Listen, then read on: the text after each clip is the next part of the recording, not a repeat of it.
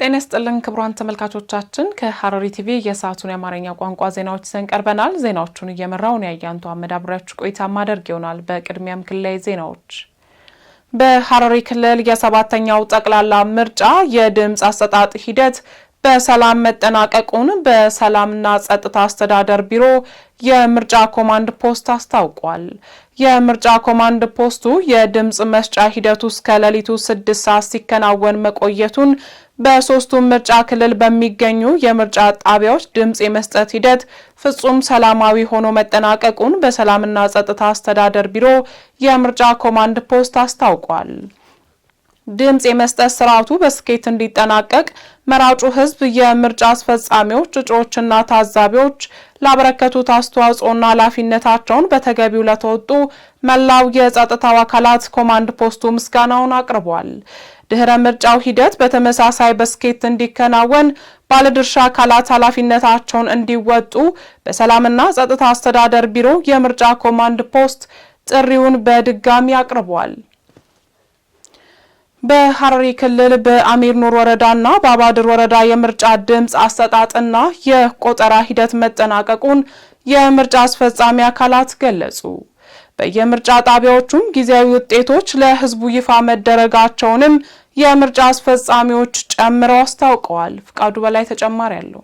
በሐረሪ ክልል በአሚር ኑር ወረዳና በአባድር ወረዳ የምርጫ ድምጽ አሰጣጥና የቆጠራ ሂደት በሰላም መጠናቀቁን የምርጫ አስፈጻሚ አካላት ገልጸዋል። በየምርጫ ጣቢያዎቹም ጊዜያዊ ውጤት ለህዝብ ይፋ መደረጋቸውንም የምርጫ አስፈጻሚዎቹ ጨምረው አስታውቀዋል። በክልሉ በአሚር ኑር ወረዳና በአባድር ወረዳ ስር የሚገኙ የምርጫ ጣቢያ አስፈጻሚ አካላት በተለይ ለሐረሪ ብዙሃን መገናኛ ኤጀንሲ እንዳስታወቁት በሁለቱም የምርጫ ጣቢያዎች ከማለዳው 12 ሰዓት ጀምሮ እስከ ሌሊቱ 6 ሰዓት ድረስ የተካሄደው የድምጽ አሰጣጥ ሂደት ያለምንም የጸጥታ ችግር በሰላም መጠናቀቁን አስታውቀዋል። መራጩ ህዝብም ህጋዊ መታወቂያውንና የድምጽ መስጫ ካርዱን በመያዝ ድምጹን ሲሰጥ መዋሉንም የምርጫ አስፈጻሚዎቹ ጨምረው ገልጸዋል። በአሚር ኑር ወረዳ ስር ምርጫ ሂደቱ በጣም ጥሩና ፍጹም ሰላማዊ ነበረ። እስከ ሌሊቱ 6 ሰዓት በቆየንበት የምርጫ ማስፈጸም ሂደት እስከ ሌሊቱ 6 ሰዓት ድረስ በሰላም ምርጫውን አስፈጽመን ከሌሊቱ 6 ሰዓት በኋላ ቆጠራ አካሄደን ውጤት ለጥፈናል። ጊዜያዊ ውጤት ድምጽ ማለት ነው ለጥፈናል። ጥሩ ነው።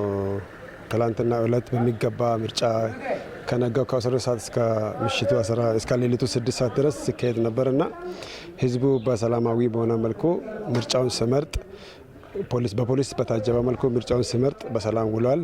ይህም ደግሞ መንግስት ከላይ በሚያወጣው አዋጅ መሰረት እየቆየን በሚገባ ስንመርጥና በሰላም ስንቆይ በጣም ደስ የሚል ታማኒ በሆነ መልኩ ያው ዜጎችም ያው የአገር ጉዳይ በመሆኑ የተነሳ አሪፍ የሆነ ምርጫ ሁኔታውን ሲያካሂዱ ነበር። ያው እስካሁን ከትናንትና ጀምሮ ያለው የምርጫ ድምጽ አሰጣጥ ሂደቱ ያው በሰላም ተከናውኗል። ምንም ችግር አልነበረም። አሁን ደግሞ ዛሬ በ25ኛው ቀን ላይ ያው ያለውን በየምርጫ ጣቢያ ትናንትና ከምሽቱ 6 ሰዓት ጀምሮ በየምርጫ ጣቢያ ያለውን በየምርጫ ጣቢያ ደረጃ ውጤት ይፋ ተደርጓል። ከድምጽ አሰጣጥ ማጠናቀቅ ጋር በተያያዘም በምርጫው ማግስት የድምጽ ቆጠራው ወዲያውኑ ተካሂዶ ጊዜያዊ ውጤቱ ለህዝብ ይፋ መደረጉን ጠቁመዋል። ከምርጫ ሂደት ጋር በተያያዘም ምንም አይነት ችግር አለማጋጠሙን የጠቆሙት የምርጫ አስፈጻሚዎቹ ሂደቱን ፍጹም ሰላማዊ እንደነበር ገልጸዋል። የምርጫ ጣቢያዎቹ የምርጫ ህጉንና አዋጁን በተከተለ መልኩ ግልጽነትና ታማኝነት ባለው አሰራር ውጤቱን ይፋ ማድረጋቸውን ገልጸው በዚህም የክልል ምክር ቤትና የህዝብ ተወካዮች ምክር ቤት የውጤት መመዝገቢያ ቅጾች በማሳወቂያ ሰሌዳዎች ላይ እንዲለጠፉ መደረጉንም አመላክተዋል። ምንም አይነት ችግር አላጋጠመንም። ፍጹም ሰላማዊ፣ ሁሉም በትህትና እንደተባለው ሁሉም መታወቂያውና ድምጽ መስጫ ካርዱን ይዞ መጥቶ ነው ድምጽ ሰጥቶ የወጣው። ምንም አይነት ችግር አላጋጠመንም። በሰላም ጨርሰን ጊዜያዊ ውጤት ለጥፈናል። ሁሉም ነገር በሰላም ተጠናቋል። ይሄው እንደምትመለከቱት ጊዜያዊ ድምጽ መስጫ ድምሩን ለጥፈናል። በዚህ መልኩ ጨርሰን አሳውቀናል ማለት ነው። ለህዝቡ ይፋ አድርገናል። እስካሁን ድረስም አላቆመንም። ይኸው እንደምንመለከቱት ይኸው ምርጫ ጣቢያ ላይ እያስረከበን እንገኛለን። ስራውን በዚህ መልኩ እናገኛለን። በሚገባ ስራውን ሰርተናል፣ አጠናቀል ብዬ አስባለሁ። ውጤቱ በሶስቱም አቅጣጫ የክልልና የህዝብ ተወካዮች ምክር ቤት ውጤት ማመሳከሪያና ማሳወቂያ ቅጽ እንደምትመለከቱት ለህዝብ ይፋ በሆነ መልኩ እንዲህ ተለጥፏል። የጊዜያዊ ድምጽ ይፋ ተደርጓል። እነዚህ ጊዜያዊ ከምሽቱ ከሌሊቱ 6 ሰዓት ጀምሮ ጊዜያዊ ድምጽ ምርጫ ውጤቱ ይፋ ተደርጓል በየምርጫ ጣቢያ ማለት ነው። ይህም ማንኛውም ዜጋ በግልጽ ወጥቶ የሰጠውን ድምጽ ውጤት መመልከት እንዲችል ምቹ ሁኔታ መፍጠሩን ነው የገለጹት። በሐረሪ ክልል ጂኔላ ወረዳ የምርጫ ድምጽ አሰጣጥና የቆጠራ ሂደት በሰላም መጠናቀቁን የምርጫ አስፈጻሚ አካላት ገለጹ። በሁሉም የምርጫ ጣቢያዎችም ጊዜያዊ ውጤቶች ለሕዝብ ይፋ መደረጋቸውንም የምርጫ አስፈጻሚዎቹ አስታውቀዋል። አብስራ አሰግድ በዝርዝር ታቀርበዋለች። በሐረሪ ክልል ጂኔላ ወረዳ የምርጫ ድምጽ አሰጣጥና የቆጠራ ሂደት በሰላም መጠናቀቁን የምርጫ አስፈጻሚ አካላት ገልጸዋል። የምርጫ ጣቢያ አስፈጻሚ አካላት በተለይ ለሐረሪ ብዙሃን መገናኛ ኤጀንሲ እንዳስታወቁት በወረዳው በሚገኙ በሁሉም የምርጫ ጣቢያዎች ከማለዳው 12 ሰዓት ጀምሮ እስከ ሌሊቱ 6 ሰዓት ድረስ የተካሄደው የድምጽ አሰጣጥ ሂደት ያለምንም የጸጥታ ችግር በሰላም መጠናቀቁን አስታውቀዋል።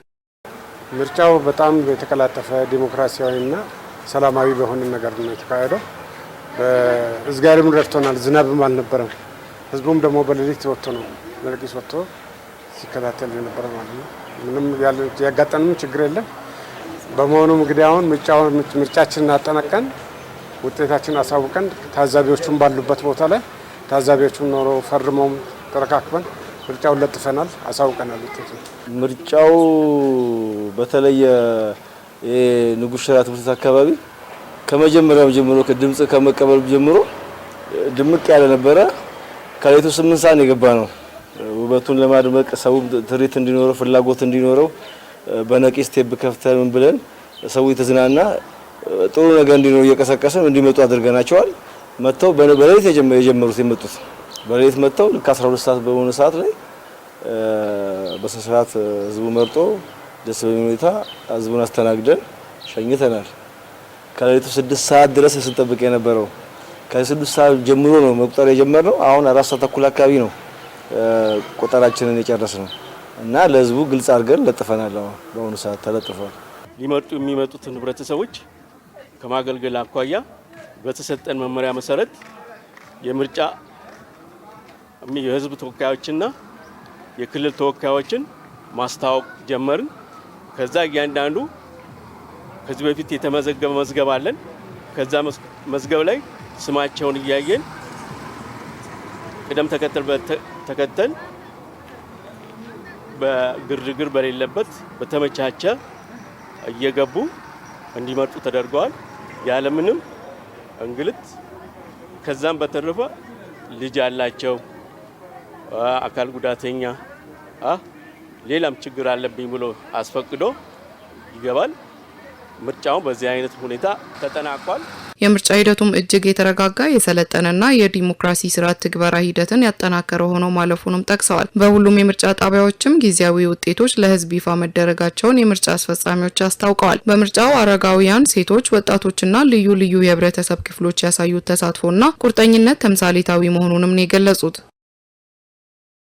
በሐረሪ ክልል የምርጫ ድምጽ ቆጠራ ውጤት ተጠናቆ በየጣቢያዎቹ ጊዜያዊ ውጤቶችን የመለጠፍ ሂደት መጀመሩን የምርጫ ጣቢያ ኃላፊዎች አስታወቁ። የአቦከርና የሐኪም ወረዳ የምርጫ ጣቢያ ኃላፊዎች ህብረተሰቡ በነቂስ ወጥቶ መምረጡን ገልጸዋል። ገዛኸኝ አራጊብ ተጨማሪ ያለው። ኢትዮጵያ መርጣለች። ከትናንት ጀምሮ ከጠዋቱ 12 ሰዓት ጀምሮ የምርጫ ሂደቱን ስናስቃኛችሁ ነበር። አሁን ደግሞ በጠዋቱ ሌሊቱን ሙሉ በምርጫ ጣቢያ በተለይም እዚህ ቀላዳምባ አካባቢ ጉሊት አካባቢ ሌሊቱን ሙሉ የተሰጠውን ድምጽ ቆጥረው በአሁኑ ሰዓት የጣቢያውን የምርጫ ውጤት ይፋ አድርገዋል። ይህንንም በተለያዩ አካባቢዎች እየዞርን እየቃኘን እንገኛለን። ምርጫው ሂደት በጣም አሪፍ ነበረ። የተመዘገበው ሰው ሁሉም አዋቂዎችም ትልልቅ ሰዎችም ሁሉም ወጥተው ነው። ሰልፍ በጣም ብዙ ነበረ። በቃ ከበቂ በላይ የሆነ ሰው መጥቷል። የተመዘገቡት በአጠቃላይ መጥተዋል በብዛት። ታዛቢዎችም አሉ በነበሩበት ነው። ሰላም ደግሞ በጣም ፖሊሶችም ጥበቃ ስለነበረ ጥሩ ነበር። የቆጠራውም ሂደት ያው ታዛቢዎች ባሉበት ነው፣ ፊት ለፊታቸው ነው። ሌሊቱን በሙሉ ስንቆጥር አድረን አሁን ላይ ነው ጨርሰን አሁን ገና እየለጠፍን ያለ ነው። በተመሳሳይ በሐኪም ወረዳ ገልመሽራ ጣቢያ ተገኝተንም እንደቃኘ ነው። በትላንትናው ዕለት ከጠዋቱ ጀምሮ አዛውንት፣ ህጻናትና እናቶች፣ ሴቶች ሁሉም ተገኝተው በሰላም መምረጣቸውንና የምርጫ ጣቢያ አስተባባሪዎችና ታዛቢዎች በተገኙበት ሌሊቱን ሙሉ የድምጽ ቆጠራ አካሂደው አሁን በጠዋቱ ሲነጋጋ የምርጫውን ውጤት መለጠፋቸውን የጣቢያው አስተባባሪ ገልጾልናል። ጉያ ዲደም ያፍሪ ፊለኖ ብያሌሳ አካውሊ ገላገገፈሜን ጣቢያ ኸኝቲ ገነመዛ ኹደለመራ ኻሴ ኢላ አንገ ገልገለ ዛ ኹደለማቲ ፊለኖን ኸራ ነገያቲ ገገፈሜ ሐለ በሬዳን ጡሙሬ ቱሬ ጀጁ halkanis jechu bakka taazaabileen jiranitti filannoo kana ifaa fi bilisatti haqa qabeessaan filannoo kana lakkaawii isaatis በሐረሪ ክልል በኤረር ወረዳ 7ኛው ጠቅላላ ምርጫ የድምጽ አሰጣጥ ሂደት በጥሩ ሁኔታ መጠናቀቁንና የቆጠራ መርሃ ግብሩ መከናወኑን የምርጫ አስፈጻሚዎች ገለጹ። በሁሉም የምርጫ ጣቢያዎች ጊዜያዊ የድምጽ ውጤቶች ይፋ መሆናቸውንም በተጨማሪነት አስረድተዋል። ዘገባው የመሐመድ አብደላ ነው። ሲሳይ ዘሪሁን በዝርዝር ያቀርበዋል። በሐረሪ ክልል በኤረር ወረዳ ለ7ኛው ጠቅላላ ምርጫ የድምጽ አሰጣጥ ሂደትና የቆጠራ መርሃ ግብር መከናወኑን የምርጫ አስፈጻሚዎች ገልጸዋል። በተለይም ለብዙሃን መገናኛ ኤጀንሲዎችን በሰጡት አስተያየታቸው ማህበረሰቡ ትናንት ጠዋት ከ12 ሰዓት ጀምሮ በሰልፍ ድምጽ ሲሰጥ የነበረ ሲሆን ይህንንም ሰላማዊና በተረጋጋ ሁኔታ ሲያከናውን እንደነበር አንስተዋል። የምርጫ ጣቢያዎች ታዛቢዎች በሰጡት አስተያየትም ህዝቡ በተቀመጠለት ጊዜ በምርጫ ጣቢያው በመገኘት ድምጽ መስጠቱን አካል ጉዳተኞችም አረጋውያኖች ነፍሰ ጡር እናቶች እንዲሁም ሙሽሮች ሳይቀሩ ሲሰጡ እንደነበር ገልጸዋል። በተጨማሪም ብለዋል የምርጫ ሂደቱ በምርጫ ቦርድ መመሪያ መሰረት የተከናወነ መቆየቱን በመጥቀስ ህብረተሰቡም የሚወክላቸውን አካል በነጻነት ሲመርጡ እንደነበር አንስተዋል። በመጨረሻም ምርጫው በሰላማዊ መንገድ መካሄዱን በመግለጽ ጊዜያዊ ውጤትም ለመመልከት በምርጫ ጣቢያዎች መሰለፋቸውን ጠቁመዋል። በመጨረሻም ምርጫው በሰላማዊ መንገድ መካሄዱን በመግለጽ ጊዜያዊ ውጤትም በምርጫ ጣቢያዎች መለጠፉን ጠቁመዋል። በሐረሪ ክልል በድሬ ጠያራ ወረዳ በየምርጫ ጣቢያዎቹ ጊዜያዊ ውጤቶችን የመለጠፍ ሂደት እየተከናወነ እንደሚገኝ ተገለጸ። ምርጫውን ማህበረሰቡ ከጧቱ 12 ሰዓት ጀምሮ የዜግነት ኃላፊነቱን በከፍተኛ ተነሳሽነትና በሰላማዊ መንገድ ሲወጣ መዋሉም ተገልጿል። ዘገባው የአደም ኢብራሂም ነው። ተጨማሪ አለ። በሐረሪ ክልል በድሬ ጠያራ ወረዳ የተካሄደው 7ኛው ጠቅላላ ምርጫ ፍጹም ሰላማዊ በሆነ ሁኔታ መጠናቀቁንና በአሁኑ ወቅት በየምርጫ ጣቢያዎቹ ጊዜያዊ ውጤቶችን የማሳወቅ ስራ እየተከናወነ እንደሚገኝ ተገልጿል። ይህ የውጤት መግለጫ ሂደት ሙሉ በሙሉ ግልጽነትና ታማኒነት ባለው መልኩ እየተፈጸመ እንደሚገኝም የምርጫ ጣቢያዎች አስፈጻሚዎች አስታውቀዋል። አስፈጻሚዎቹ አክለውም በወረዳው በሚገኙ 42 ምርጫ ጣቢያዎች በተካሄደው በዚህ ጠቅላላ ምርጫ ማህበረሰቡ ከጧት 12 ሰዓት ጀምሮ የዜግነት ኃላፊነቱን በከፍተኛ ተነሳሽነትና በሰላማዊ መንገድ ሲወጣ መዋሉን ገልጸዋል። የወረዳው አንዳንድ ምርጫ ጣቢያዎች ታዛቢዎች በሰጡት አስተያየት የምርጫ ቦርዱ የሰጠው ተጨማሪ የድምጽ መስጫ ጊዜ እንደተጠናቀቀ ሌሊቱን ሙሉ የሀገር ውስጥ ታዛቢዎችና አስፈጻሚዎች በተገኙበት በተረጋጋና ታማኝነት ባለው ሁኔታ የድምጽ ቆጠራው ሲካሄድ ማደሩን ጠቁመዋል። ቆጠራው እንደተጠናቀቀም ወዲያውኑ የየጣቢያው ጊዜያዊ ውጤት ለህዝብ ግልጽ በሆነ ቦታ ላይ መለጠፉን ገልጸዋል።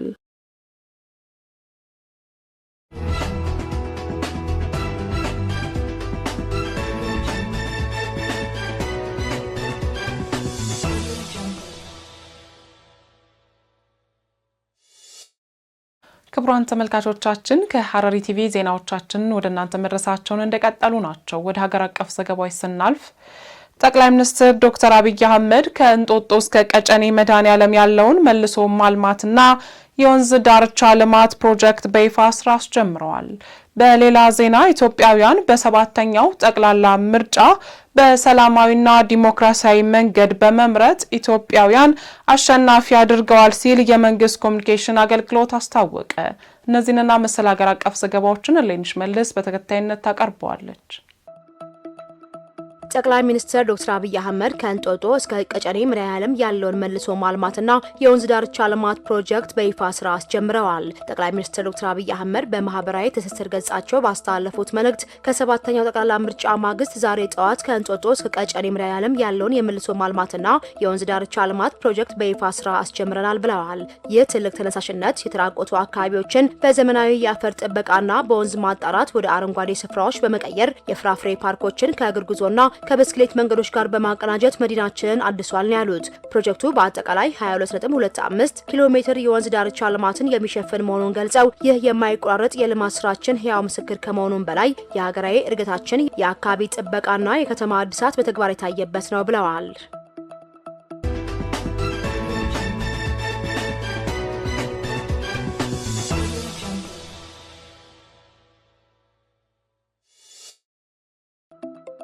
ኢትዮጵያውያን በሰባተኛው ጠቅላላ ምርጫ በሰላማዊና ዲሞክራሲያዊ መንገድ በመምረጥ ኢትዮጵያን አሸናፊ አድርገዋል ሲል የመንግስት ኮሚኒኬሽን አገልግሎት አስታውቋል። ጠቅላላ ምርጫው በሰላማዊ ሁኔታ በስኬት መጠናቀቁንም አመልክተዋል።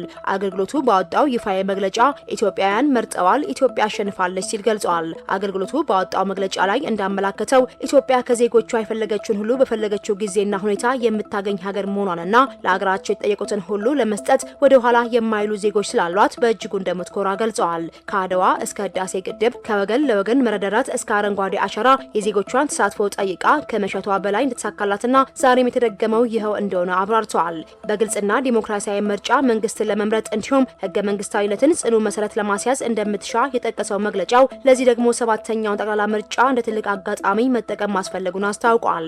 ለዚህ አገራዊ ጥሪ በምላሹ ከ54 ሚሊዮን በላይ ዜጎች ለመራጭነት ተመዝግበው ቀኑን ሲጠባበቁ መቆየታቸውንና የእናት ሀገር ጥሪን በመቀበልም በነቂስ ወጥተው ሲመርጡ መዋላቸውን አገልግሎቱ ገልጿል። መራጮች ሌሊቱንም ጭምር አጋምሰው ድምጽ የሰጡ ሲሆን ይህም በኢትዮጵያ ምርጫ ታሪክ ዜጎች ለረጅም ሰዓታት ተሰልፈው ድምጽ የሰጡበት ልዩ ምርጫ ያደርገዋልም ብለዋል። ምርጫው እንዳይካሄድ ባዳና ባንዳ ተቀናጅተው ያልቆፈሩት ጉድጓድና ያልደረደሩት እንቅፋት እንዳልነበር የጠቀሰው መግለጫው ነገር ግን ኢትዮጵያ ለጠራችው ሀገር ወዳድ ኢትዮጵያዊ የማይቻል ነገር ባለመኖሩ ሂደቱ በስኬት መጠናቀቁንና ኢትዮጵያን በሰላማዊ መንገድ መርጠው ኢትዮጵያ ማሸነፏን አረጋግጧል።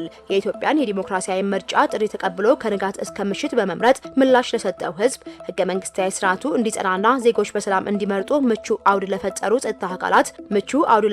የጸጥታ አካላት ወቅታዊና ትክክለኛ መረጃ በየደቂቃው ሲያደርሱ ለነበሩ የመገናኛ ብዙሃን ተቋማት እንዲሁም የምርጫውን ሂደት ለመሩ ላስተባበሩና ለታዘቡ ሁሉ ኢትዮጵያ የላቀ ምስጋና ታቀርባለች ሲል አገልግሎቱ አስታውቋል።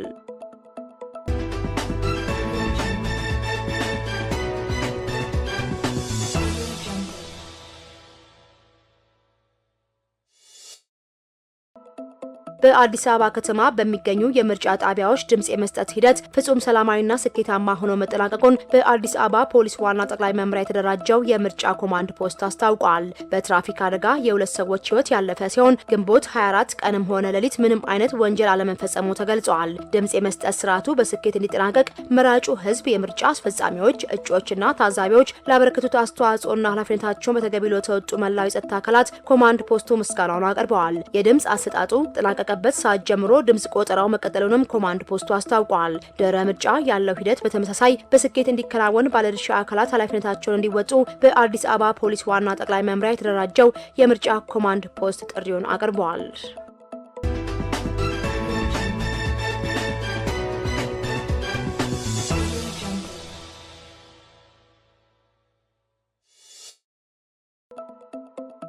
በኦሮሚያ ክልል የተለያዩ አካባቢዎች ጊዜያዊ የምርጫ ውጤቶች በምርጫ ጣቢያዎች በመለጠፍ ላይ ናቸው። በኦሮሚያ ክልል አሰላ በሚገኙ የምርጫ ጣቢያዎች የድምጽ ቆጠራ ይፋ ሆኗል። በጅማ ከተማ ቆጠራ በተጠናቀቀባቸው የምርጫ ጣቢያዎች ጊዜያዊ የምርጫ ውጤቶች እየተለጠፉ ሲሆን ህዝቡም እየተመለከተ ይገኛል። በተመሳሳይ በሻሸመኔ በሚገኙ የምርጫ ጣቢያዎች የድምጽ ቆጠራ ተጠናቆ ውጤቱ ግልጽ በሆነ መንገድ ተለጥፎ ነዋሪዎች በየምርጫ ጣቢያዎቹ ውጤቱን እየተመለከቱ ይገኛሉ። እንዲሁም በተመሳሳይ በአማራ ክልል የተለያዩ አካባቢዎች ጊዜያዊ የምርጫ ውጤት የተለጠፈ ሲሆን መራጮችም ውጤቱን እየተመለከቱ ነው። በዚህም በባህር ዳር፣ ጎንደር፣ ደብረ ታቦር፣ ደብረ ማርቆስ፣ ቦሬ፣ ሐይቅ፣ ከሚሴ፣ ኮምቦልቻና ቻግኒ ከተሞች በሚገኙ የምርጫ ጣቢያዎች ጊዜያዊ ውጤት ይፋ ሆኗል። በተጨማሪም በማዕከላዊ ጎንደር ዞን አርማጮ ወረዳ፣ በምስራቅ ጎጃም ዞን በደጀን ምርጫ ክልል፣ በሰሜን ጎጃም ዞን ሰሜን አቸፈር ወረዳ በሊበን የምርጫ ክልል በሚገኙ የምርጫ ጣቢያዎች የድምጽ ቆጠራው ተጠናቆ ጊዜያዊ ውጤት የተገለጸ ይገኛል። ዘገባው የፋና ብሮድካስቲንግ ነው።